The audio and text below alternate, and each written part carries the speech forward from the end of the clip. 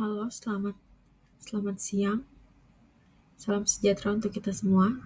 Perkenalkan, saya Selki Andini Yuliadi, mahasiswa Universitas Siber Asia dari program studi manajemen.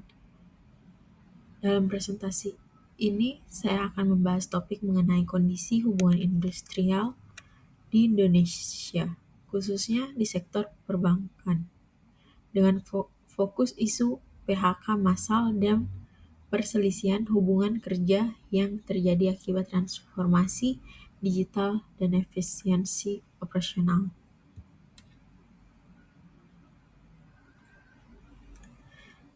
Sektor perbankan dan isu.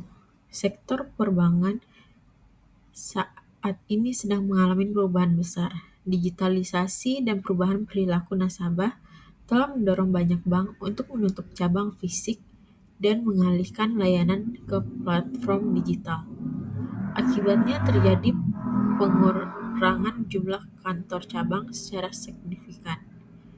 Berdasarkan data OJK per Maret 2025, jumlah kantor bank turun dari 24.243 menjadi 23.734 unit dalam setahun. Ini berdampak langsung pada tenaga kerja.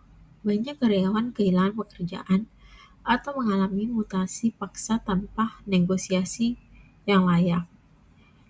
Inilah yang menjadi inti isu hubungan industrial di sektor ini.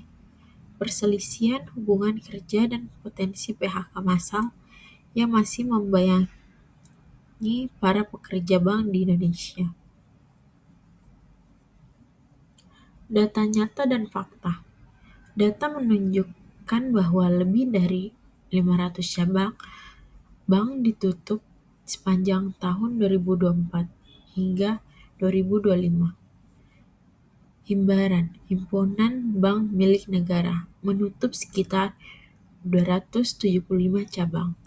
Bank swasta menutup sekitar 187 cabang. BPD sekitar 47 cabang. Meskipun OJK menyatakan bahwa PHK bisa dihindari melalui pelatihan ulang dan relokasi karyawan, kenyataannya banyak pekerja mengaku diputus kontrak secara sepihak atau ditekan untuk mengundurkan diri. Seringkali pekerja mencatat adanya ketidakjelasan produser dan lemahnya perlindungan hukum di lapangan. Ini menunjukkan bahwa transformasi digital tidak selalu berjalan selaras dengan nilai-nilai keadilan sosial. Teori hubungan industrial. Untuk memahami situasi ini, kita gunakan pendekatan teori hubungan industrial. Yang pertama, tripartite. Hubungan antara pemerintah, pengusaha, dan pekerja. Pemerintah diwakili oleh OJK dan Kementerian Ketenagakerjaan.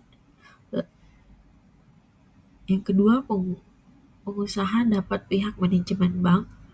Pekerja diwakili oleh sertifikat buruh dan karyawan bank.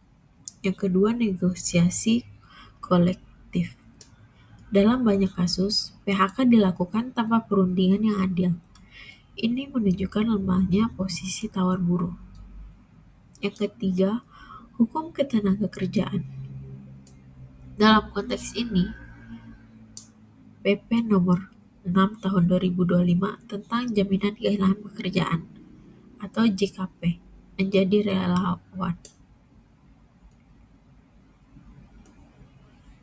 Pekerja yang tertekan PHK berhak atas 60% gaji selama 6 bulan. Namun implementasinya di lapangan seringkali tidak maksimal.